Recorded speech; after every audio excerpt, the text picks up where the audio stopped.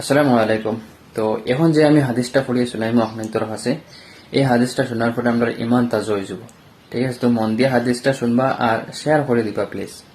তো হাদিসটা হইল গিয়া হযরত আনাস ইবনে মালিক রাদিয়াল্লাহু তাআলা আনহু হইতে বর্ণিত আছে যে রাসূলুল্লাহ সাল্লাল্লাহু আলাইহি সাল্লাম ইরশাদ করিয়া আছেন, তিন জিনিস মৃত ব্যক্তির সহিত যায়, দুই জিনিস ফিরিয়া আসে আর একটি জিনিস তাকিয়া যায়।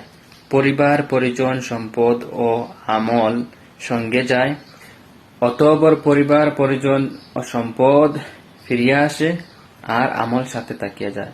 মুসলিম শরীফের হাদিস। সুবহানাল্লাহ। তো এই হাদিসটা আমরা প্রায় হলেও জানা আছে, বাট এই হাদিসটা শোনার পরে আমরা ইমানও তাজা হয়েছিল, কারণ আমরা হলেও জানি আর আমরা এই যে বদিনী দুনিয়ার মাঝে যে কিছু করিয়া যাইয়ার, কিন্তু আমরা ইতা ভিতরে আছে হইলে আমরার ইমান এমনও আর কি বাক্তির মতো আর কি নাই নাই হিসাবে আছে, যার কারণে আমরা এটা পড়ুয়াও করি না।